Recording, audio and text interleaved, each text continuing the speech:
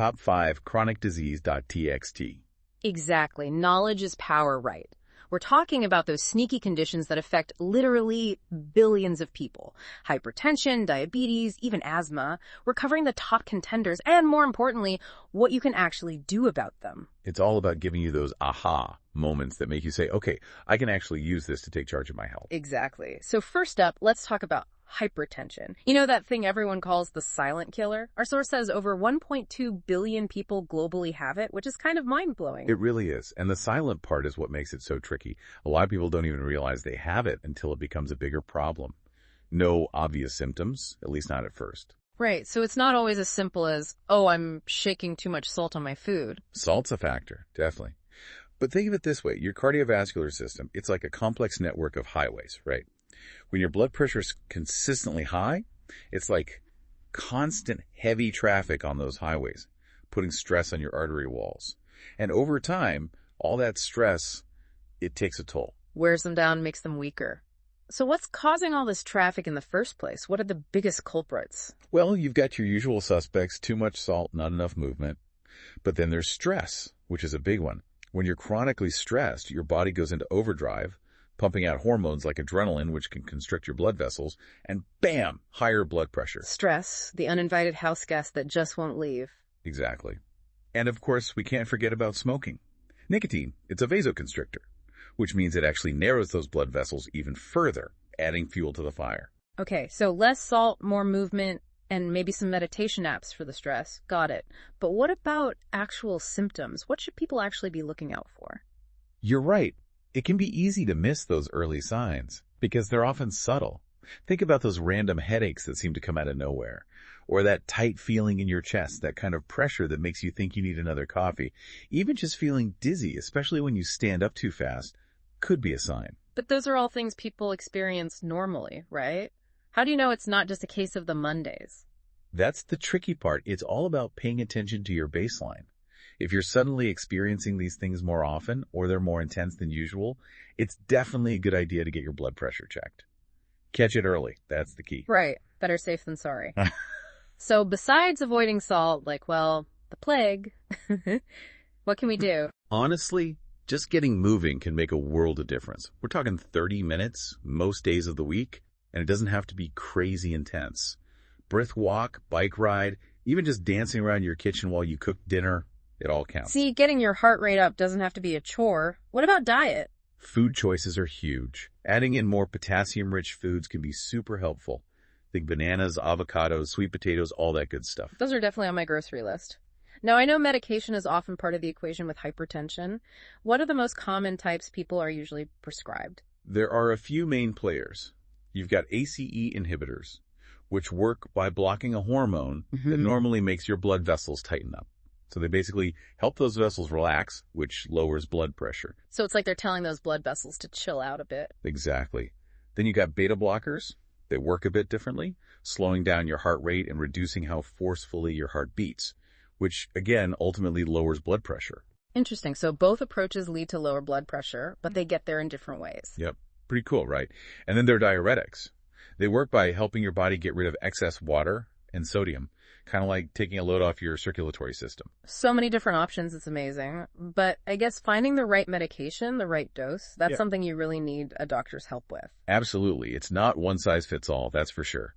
Your doctor can look at your overall health, any other conditions you might have, and figure out the best plan for you. Especially important for women who are pregnant, anyone with kidney issues, or if you're already taking other medications. Always better to be safe than sorry. Speaking of conditions that affect a ton of people, let's switch gears to diabetes. It seems like it's constantly in the news, like it's becoming more and more common all the time. It is, yeah, it's a big concern. Over the past decade, cases have jumped by something like 30% globally. 30%. That's huge. So it's not just about, like, how much sugar we're eating, right? Yeah. What's actually going on in the body when someone has diabetes?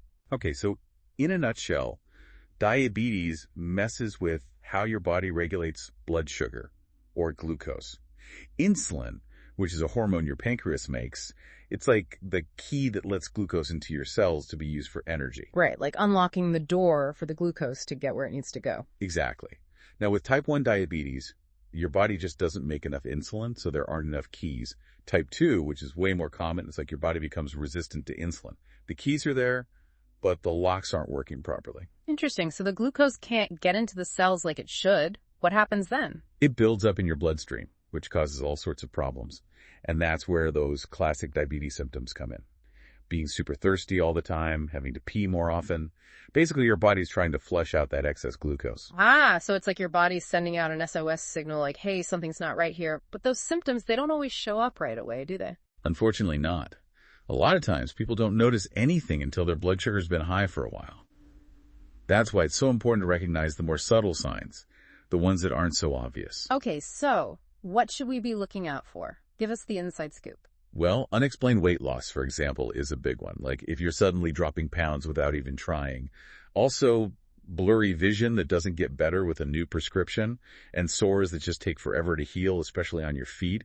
Those can all be signs that your blood sugar isn't being regulated properly. Interesting. So if you're noticing any of those things, definitely time to talk to your doctor and get checked out. 100%. Early diagnosis is key, especially with diabetes. Makes sense. Now, I know when it comes to managing diabetes, lifestyle changes are a biggie, right? They are. It's the foundation of managing it well. We talked about that 58% risk reduction for hypertension with lifestyle changes. Well, losing even just a small amount of weight, like 5-7%, can have a huge impact on your risk of developing type 2 diabetes. Wow, that's incredible. So even small changes can make a big difference. Exactly. And it's not about going on some crazy restrictive diet. It's about making sustainable, healthy choices. Swapping sugary drinks for water, choosing whole grains instead of refined carbs, adding in more movement throughout your day. All those things add up. Small steps, big rewards. Now, medication is often part of the picture too, right? It can be, yes. And just like with hypertension, there are different types of medications that work in different ways. Metformin, for example, is often the first one doctors recommend for type 2 diabetes.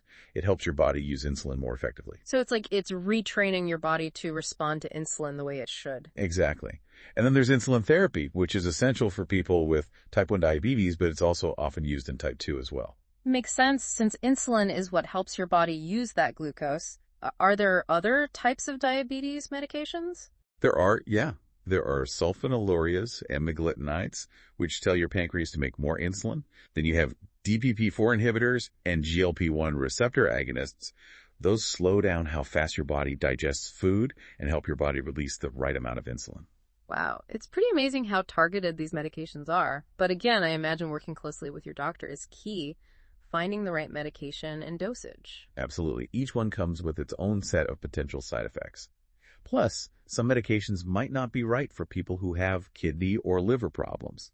It really is about finding that perfect fit for each person. Like putting together a puzzle, finding the missing pieces that complete the picture of your health. Exactly. Yeah. And that actually leads perfectly into our next topic. Asthma. Asthma. It seems like we've jumped from things that are really influenced by lifestyle choices to something totally different. It might seem that way, yeah. An environment definitely plays a huge role in asthma, but we'll see how those things are actually interconnected. Did you know that asthma affects like 262 million people around the world? Wow, that many. So what causes asthma? Is it just like air quality? It's a bit more complex than that. Okay, imagine your airways. The tubes that carry air in and out of your lungs, they're like delicate branches, right? Okay, I can picture that. So with asthma, those branches get inflamed and swollen, which makes them narrow, so it's harder for air to flow through. So when someone's having an asthma attack, it's like those branches are being squeezed, making it hard to breathe? Exactly. That's a perfect way to describe it. Yeah. Now, a whole bunch of things can trigger that airway constriction. You mentioned air quality, things like pollution, cigarette smoke, dust mites, pollen. Oh yeah, those tiny little allergens that are everywhere. So like if I'm always battling allergies because of pollen, that could set off my asthma. Exactly. Allergies are actually one of the biggest asthma triggers, but genetics are involved too. Yeah. If asthma runs in your family, you're more likely to have it yourself. So it's a combination of nature and nurture, our genes and our environment both playing a role. What should someone be aware of if they think they might have asthma? What are the telltale signs? Wheezing is the classic one, that whistling sound when you breathe. Shortness of breath, especially during exercise, and that tight feeling in your chest, like you can't quite catch your breath. Those sound kind of scary, to be honest. Are asthma attacks always super intense? Not necessarily. They can be mild, they can be severe, sometimes even exercising or just cold air can set them off. It's really about getting to know your triggers. What sets it off for you specifically? Makes sense. So, what can people do to avoid those triggers, or at least manage them so they're less likely to have an attack? Avoiding your triggers is huge. If pollution's your thing, maybe limit how much time you're spending outside on bad air quality days, invest in a good air purifier, get hypoallergenic bedding if dust mites are a problem.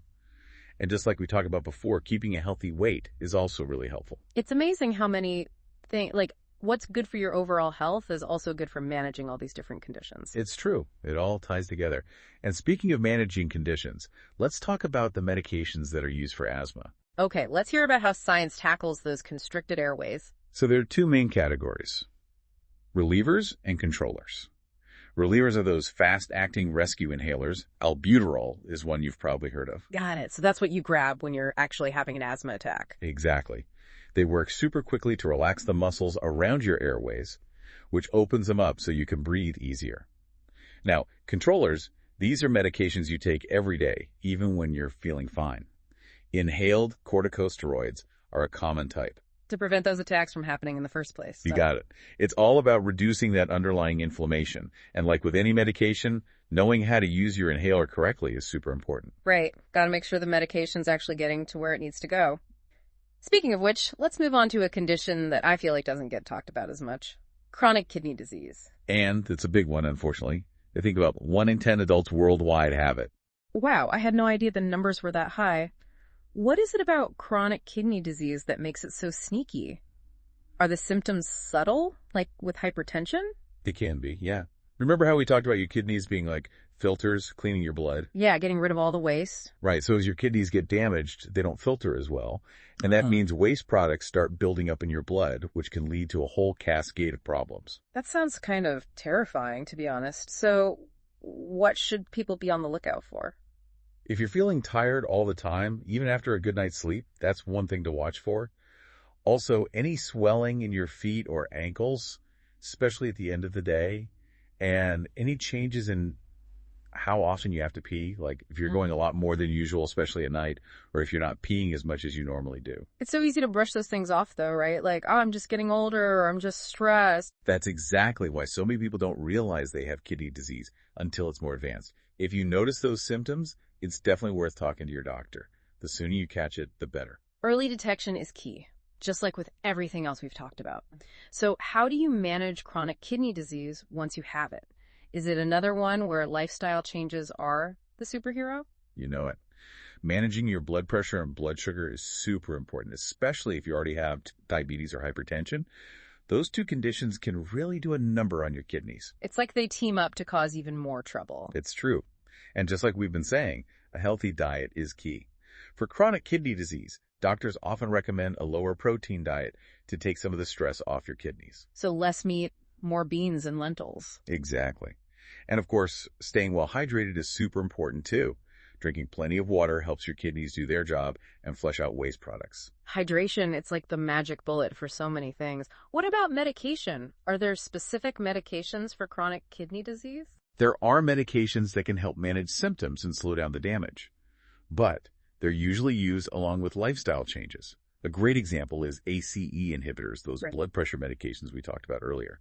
They can actually help protect your kidneys too by reducing how much protein gets lost in your urine. So it's like a 2-for-1 deal. I like it. Right. And for people who have anemia, which is another common issue with chronic kidney disease, they might be prescribed erythropoietin. That's a hormone that helps your body make more red blood cells. It's incredible how specific some of these medical treatments are. But again, it sounds like having a doctor who really listens to you and knows your medical history is super important. It's essential, no question. They can help you weigh the risks and benefits of different medications and figure out a treatment plan that makes sense for you.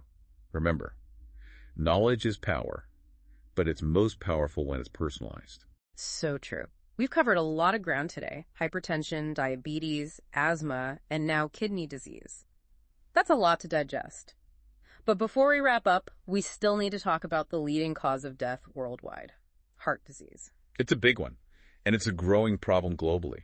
I think it's easy to feel overwhelmed by all this information, but Yeah. we're not alone in this. Millions of people are facing these same challenges, and there is help out there. There are resources. There are people who understand what you're going through.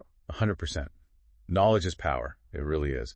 And it's about approaching this information not from a place of fear, but a place of agency, knowing that you have some control over your health. I love that agency, not fear. So let's talk about heart disease. What do people need to know about this one? So heart disease, it's kind of an umbrella term. It actually covers a bunch of different conditions that affect how your heart is structured and how well it functions. Oh, so it's not just one single thing. Right. But the most common type, the one most people are talking about when they say heart disease, is coronary artery disease. Okay, so what is that exactly? All right, imagine your coronary arteries are like highways, delivering oxygen-rich blood straight to your heart muscle. Makes sense. Yep, those arteries are important. Crucial. Now imagine those highways getting all clogged up with plaque, which is a buildup of cholesterol, fat, and other stuff. So it's like a traffic jam in your arteries. Exactly. That's coronary artery disease in a nutshell. Mm-hmm. That plaque buildup narrows the arteries, so less blood and oxygen can get through to your heart. And that's what leads to heart attacks. Yep. If a piece of that plaque breaks off, it can form a blood clot, completely blocking the artery, and when that happens, the heart muscle doesn't get the oxygen it needs. That's a heart attack. And that's what makes it so scary. It can happen so suddenly. So how do you prevent that arterial traffic jam from happening in the first place? Lifestyle is everything. Remember those usual suspects we talked about? Smoking, high blood pressure, high cholesterol, being overweight or obese, not moving enough. All of those are major risk factors for heart disease. It's like they're all connected, creating the perfect storm for heart problems. Exactly. They all play off each other. Smoking damages your blood vessels, which makes it easier for plaque to build up. High blood pressure puts extra strain on your heart, forcing it to work harder. High cholesterol contributes to that plaque buildup. Obesity increases your risk of developing other things, like diabetes and high blood pressure. And not moving enough. That weakens your heart muscle, making it less efficient. It's like this domino effect, one thing leading to another. You got it. And that's why taking a holistic approach to heart health is so important. It's not just about focusing on one thing. It's about looking at the bigger picture and making changes that benefit your entire body. So what does a heart-healthy lifestyle actually look like? It's all those things we've been talking about. Those golden rules of good health. Don't smoke. Eat lots of fruits, veggies, whole grains. Get moving every day. Maintain a healthy weight. Manage your stress levels. It seems like those are good rules of thumb, whether you have a chronic condition or not. Exactly. You're right. Taking care of your health is an investment. It's not a chore. Love that. Okay, but what about people who already have heart disease? Are lifestyle changes enough, or do they need medication too? Lifestyle is always the foundation, but medication is often a crucial part of treatment as well. What kind of medications are we talking about for heart disease? Well, there are a bunch of different classes of drugs that are used, each with a different way of working. One of the most common is statins. Statins. I've definitely heard that word before, but I'm not really sure what they do. Statins are cholesterol-lowering medications. They work by blocking an enzyme your liver needs to make cholesterol. Basically, they lower the amount of cholesterol that's circulating in your bloodstream. So less cholesterol in the blood means less chance of that plaque buildup. Exactly. By lowering cholesterol levels, statins can help slow down the progression of coronary artery disease and sometimes even reverse it. That means less risk of heart attack and stroke. Wow, that's pretty amazing. What other medications do people with heart disease usually take? You've got your ACE inhibitors and beta blockers, those blood pressure medications we talked about before. Oh, right. So they can pull double duty, helping with high blood pressure and heart disease. Yep, they're overachievers. They relax your blood vessels, reduce how much your heart has to work, and improve blood flow. Very efficient. Now, what about aspirin? I've always heard that aspirin is good for your heart. You're right. Low-dose aspirin is often recommended for people who are at high risk for heart attack or stroke. It works by making your blood less likely to clot, which can help prevent blockages in those arteries. So it's kind of like a preventative measure. Exactly. But, and this is important, aspirin isn't right for everyone. There are some risks, so you always want to talk to your doctor before you start taking it, or any new medication, even over-the-counter ones. Always good advice. Wow, we have covered so much in this deep dive. Hypertension, diabetes, asthma, kidney disease, and now heart disease. It's a lot, but I feel like I have a much better understanding of these conditions now. What are your final thoughts? What's the one thing you want our listeners to take away from all of this? You know, when you really think about it, The human body is this incredible interconnected system. And while we've talked about these chronic diseases individually, it's so important to remember that they often go hand in hand. They influence one another. Right, like those overlapping circles in a Venn diagram. Perfect analogy. Yeah. And that's why taking a holistic approach to health is so crucial. It's not just about treating one condition at a time. It's about addressing the underlying risk factors and adopting a lifestyle that supports your overall well-being. So it's about looking at the whole picture, not just individual pieces of the puzzle. Exactly. It's about understanding that what's good for your heart is also good for your kidneys, your lungs, your brain, everything. A healthy lifestyle benefits your entire body. It's about creating this, symphony of health where everything works together in harmony. Beautifully said.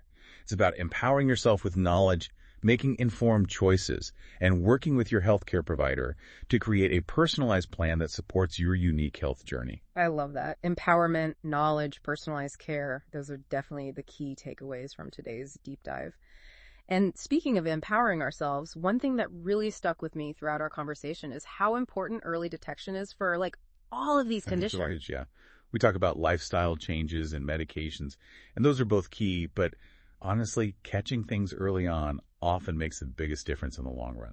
It's like they always say, an ounce of prevention is worth a pound of cure. Easier said than done, though, right?